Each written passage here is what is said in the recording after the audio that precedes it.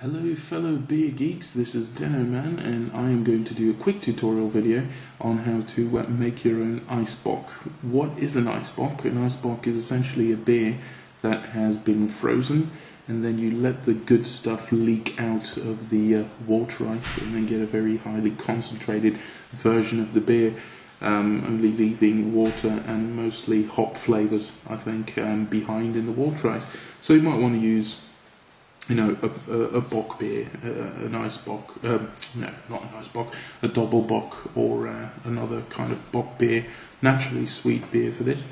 What I have here is 2 bottles of what the brewer calls a stout, but it's not really black, as you can probably make out.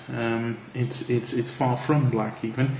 It's more of a dark amber colour. Which is a good thing for our purposes because we'll have a nice bit of comparison. Of course, we need a bottle to put the beer in. This is a 1 litre bottle for 66 centilitres, or a little bit less than 66 centilitres. I've been bloody short-skimmed.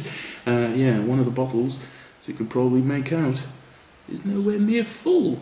The blighters. Anyway, right, so you'll also need a glass to let the good stuff drip into, and finally you'll need a bottle to put the final result in. If it has any carbonation left, you might want to make sure it's a resealable bottle. Anyway, let's get to it. So we're going to carefully pour the 2 bottles of beer into this bottle of water right here. Well, it's a water bottle, and then we are going to pop that in the freezer. So be back in just a sec. So okay, what we have here is the bottle of beer. There's a bit of sediment in there, but don't worry about that, that's just extra flavour.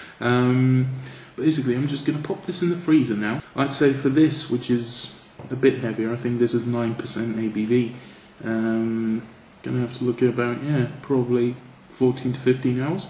So I'm just going to pop this in the fridge overnight, and I'll get back to you tomorrow. And so here it is about 4 hours in.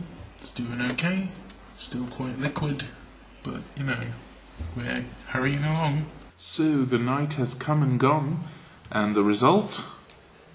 Here we go.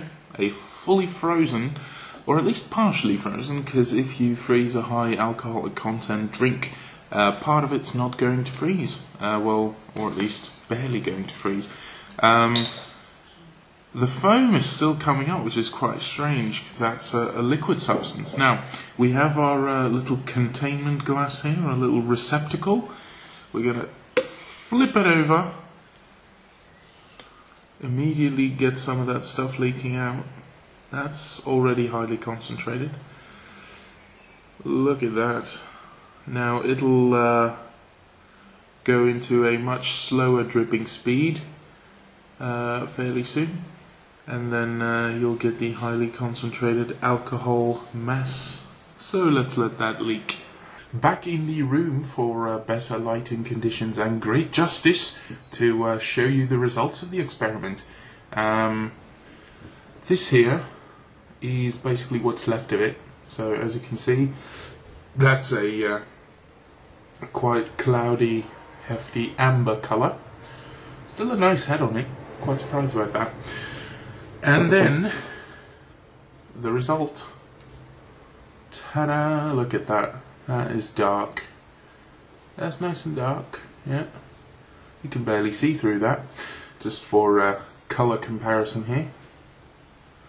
Look at that!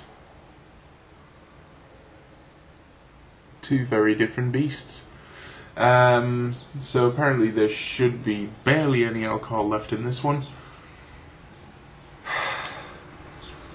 Yeah, it smells watery and quite vile. So yeah, I'm just gonna let the old results here, gonna let that relax for the day, and then maybe tonight we'll get to the tasting of it. So be sure to stay tuned.